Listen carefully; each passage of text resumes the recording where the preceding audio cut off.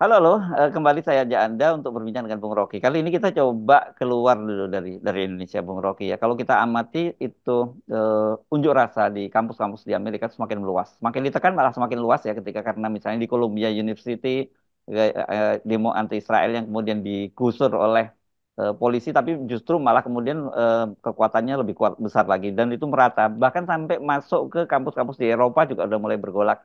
Yang jadi pertanyaan orang, kenapa malah di Indonesia kampus-kampus adem ayem ya? Padahal katanya pendukung pendukung Palestina itu di sini paling kuat dan paling getol demo di Indonesia. Kalau kita lihat secara teoritis, ada epoch, ada periode dalam sejarah di mana yang kita sebut gumpalan populisme, ini populisme yang benar, yaitu gugatan terhadap ketidakadilan itu mendunia itu. Jadi Hmm. ada epoch revolusi Prancis, ada epoch perang Vietnam dulu itu.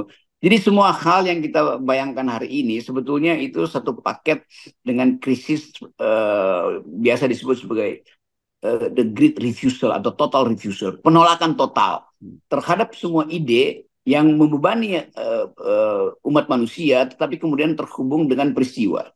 Jadi sebetulnya selalu sejarah itu dia menyimpan potensi ledakan. Dan ledakan itu selalu hanya disebut ledakan kalau dia menyangkut nasib seluruh umat manusia.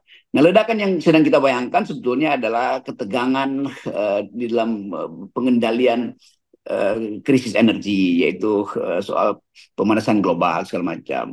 Dan itu menyebabkan frustrasi sebetulnya kemana masa depan umat manusia kalau ada krisis lingkungan. Sekarang potensi krisis lingkungan itu yang dibicarakan anak-anak muda pindah untuk sementara karena ada problem di Palestina. Dan ini juga ada satu epoch baru tuh, bahwa seluruh dunia anak muda itu melihat ada ketidakadilan di Palestina karena perilaku arogansi Israel. Jadi kalau kita lihat secara makro putaran sejarah yang disebut sebagai epoch itu atau problem-problem yang sentinin yang ratusan tahun berulang lagi, mulai terlihat bahwa kemungkinan dunia ini berubah secara radikal itu karena dua soal tadi, krisis lingkungan dan krisis politik global. Jadi kalau Indonesia adem-adem aja, sementara dunia udah mengalami pencerahan baru, itu menunjukkan bahwa kita tertinggal dalam peradaban tuh. Dan Ya. kemungkinan-kemungkinan itu juga yang akan memberantakkan Indonesia untuk masuk dalam pergaulan dunia baru tuh. Nah, kita buta huruf terhadap Palestina. Kita cuma ada demo, ya demo sepotong-sepotong. Hmm. Tetapi memahami apa itu Palestina itu secara tidak sadar kita menganggap bahwa itu problem Timur Tengah, bukan problem kita. Padahal di dalam problem Timur Tengah itu ada problem kemerdekaan, hak untuk menentukan nasib sendiri yang menjadi janji kemerdekaan kita kan. Palestina ingin merdeka karena itu adalah hak dia tuh. Israel tentu datang dengan kebijakan menganeksasi lebih banyak lagi karena bagi Israel politik hanya disebut politik kalau wilayah tanahnya bertambah, apa namanya land politics. Karena itu menteri pertanahan Israel itu sebetulnya lebih penting daripada menteri pertahanannya. Nah itu Hmm. hal yang secara strategis dari Timur Tengah. Tapi balik lagi, organisasi kekuatan masyarakat sipil kita seolah-olah diarahkan hanya untuk membicarakan hasil pilpres dan kabinet. Hmm. Kita tidak pernah lihat bahwa kaitan kaitan global itu sangat menentukan masa depan Pak Prabowo. Jadi Pak Prabowo atau rejim Pak Prabowo akan hidup di dalam semacam pandemi baru, yaitu pandemi politik Timur Tengah itu. Nah, harusnya mulai sekarang ada satu ya, secara rutin kebangkitan anak muda untuk mempersoalkan ketidakadilan. Ketidakadilan di Indonesia sama dengan ketidakadilan yang dialami oleh rakyat Palestina.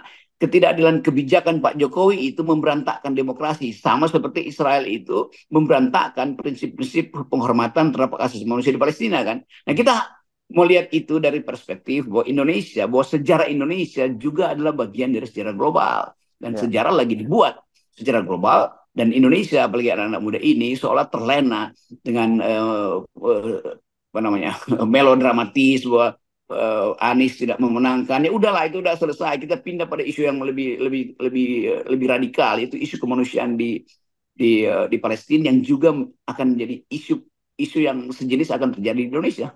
Ya, ya. Ya, ini menarik kan dia menyatakan bahwa sekarang terjadi sebuah perubahan sejarah dan sejarah sedang dibuat ya oleh anak-anak muda di Amerika dan juga di Eropa, Bung Rocky. Dan kalau di Amerika ini mengingatkan kita tentu pada masa lalu ketika ada ada apa yang disebut namanya flower generation ya waktu-waktu Ya, berkaitan dengan perang Vietnam ya pada waktu yang itu ya. Vietnam ya. Ya. Dan sekarang ini memang secara mengejutkan kan karena bagaimanapun juga kita tahu bahwa Amerika dan negara-negara Eropa itu selama ini menjadi supporter utama dari Israel. Tetapi anak-anak mudanya, terutama di kampus-kampus itu sekarang cara berpikirnya sudah berubah. Dan ini kan anak-anak muda ini nanti akan jadi pemimpin dunia itu, pemimpin negara masing-masing. Dan itu menunjukkan dunia juga sedang berubah cara memikirnya dalam memandang konflik di Timur Tengah itu. Nah, persis di situ tuh kesadaran baru anak-anak muda dunia, terutama di Eropa itu, yang memulai perpindahan paradigma shifting dari isu-isu tradisional pergi pada isu lingkungan tuh, dan kemungkinan-kemungkinan baru bahwa isu lingkungan ini akan juga terkait dengan potensi anak-anak muda ini untuk muncul sebagai pemimpin untuk menyelamatkan ide kesatuan planet. Tetapi di kita di Indonesia orang masih masih melihat itu sebagai isu yang sangat Ya, jauh. ya, Hanya karena kita selalu klaim ini bangsa yang dipenuhi mineral tuh di garis khatulistiwa sebuah mineral terbaik itu bertumbuh di Indonesia.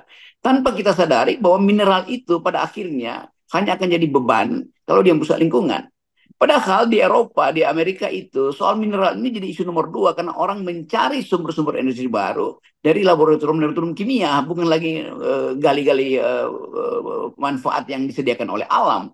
Jadi kemungkinan-kemungkinan bahwa Indonesia akan tercecer kalau sekedar menggunakan nikel, batu bara, segala macam itu. Sementara laboratorium di dunia yang diolah oleh startup-startup high-tech itu mulai berpikir tentang masa depan planet. Nah, kita nggak mampu masuk di situ karena dari awal Jokowi tidak membuka perspektif untuk bicara secara global, apalagi secara tingkat planetarium kan.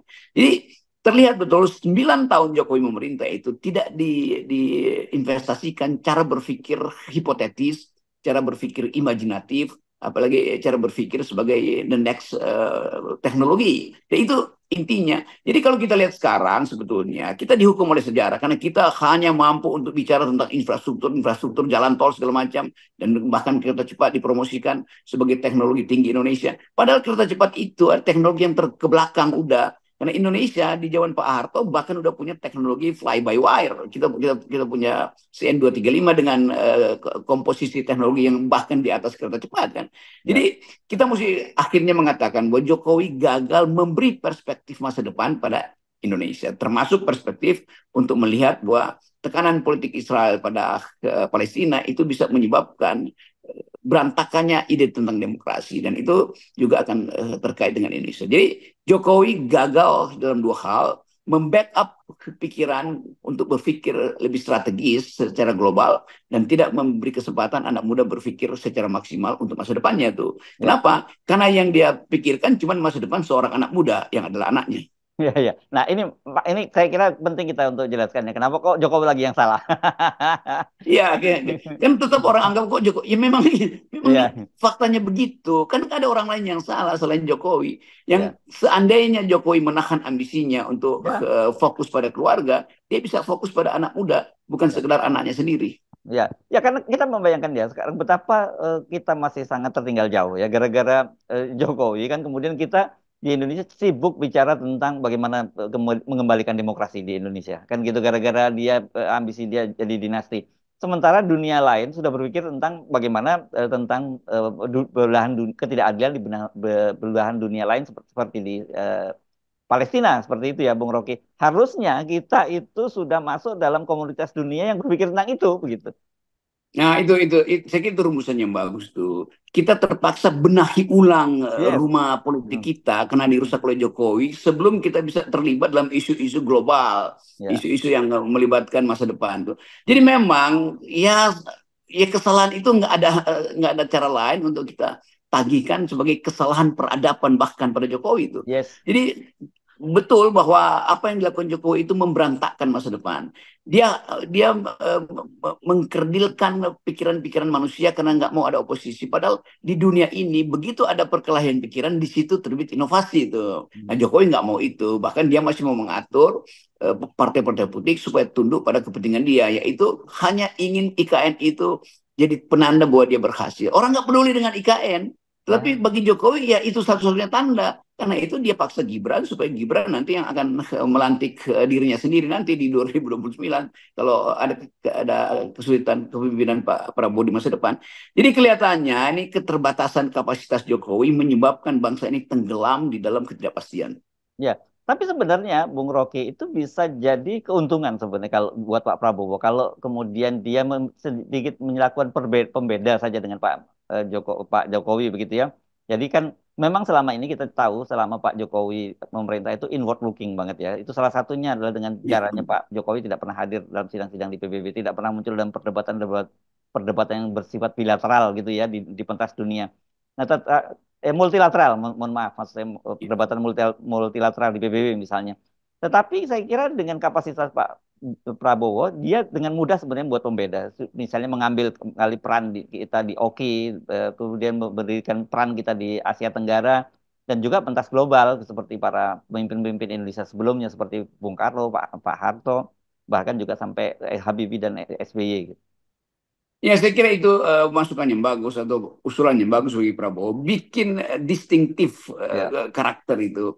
Bikin sesuatu yang bisa orang lihat, oh Prabowo itu berbeda dengan Jokowi. Kendati Prabowo klaim terus bahwa dia itu dipersiapkan ya. oleh Pak Jokowi kan. Hmm. Kan bagaimana mungkin orang mengingat Prabowo kalau dia nggak bikin sesuatu yang eh, berseberangan, atau jangan kan berseberangan tuh sebagai penanda bahwa dia itu adalah pemimpin yang otentik, bukan sekedar boneka atau sebagai puppet atau kesirap oleh semacam metafisika Jokowi kan. Hmm. Jadi ada kesempatan bagi Pak Prabowo untuk memulihkan legitimasi dia yang hilang dengan cara membuat jarak dengan masa lalu Jokowi kan itu intinya kan. Ya. Nah ini betul tadi proposal Hersubenau tadi bahwa Prabowo mesti mengucapkan satu pidato yang bisa memungkinkan orang lihat bahwa oke, era Jokowi kendati dipersiapkan untuk Prabowo, tapi Prabowo menganggap bahwa dia punya era sendiri yang berbasis pada ilmu pengetahuan, yang berbasis pada demokrasi, dan dia harus bekerja keras memulihkan demokrasi yang diberantakan oleh Jokowi.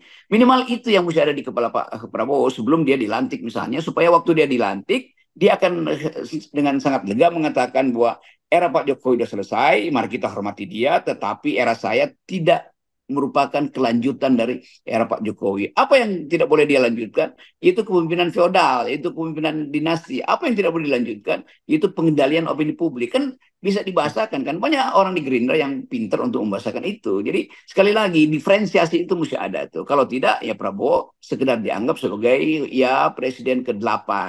Tetapi presiden ke berapa? Ke-8 ya. Ke-8 ya. Ya, Tergantung jadi ada. presiden tidak disebut presiden ke-8, presiden 17.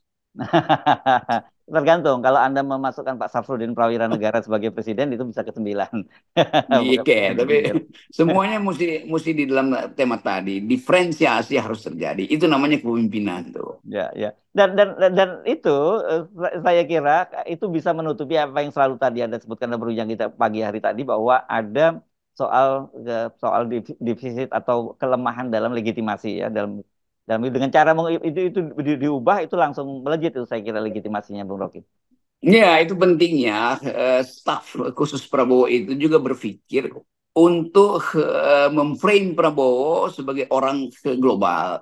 Dan Yes. sebagai orang global tentu orang akan lihat, oke Prabowo mungkin tanpa dia ucapkan secara terang-terangan, dia perlihatkan bahwa di era saya itu politik global itu, kemanusiaan global, demokrasi global akan saya aktifkan. Karena itu saya akan mondar-mandir lagi ke forum-forum internasional. Karena itu saya akan mengajak mahasiswa Indonesia, pemuda Indonesia untuk ikut dalam demo dunia tentang Palestina. Kan mesti begitu tuh. Itu Ya. kan keren banget kalau Prabowo bilang, mana kalian tuh, ini dadaku, mana dadamu, aku Ya. akan pergi ke Eropa, ke sidang PBB untuk memperjuangkan kemerdekaan Palestina. Lalu ada orkestrasi demonstrasi anti Israel sebetulnya kan.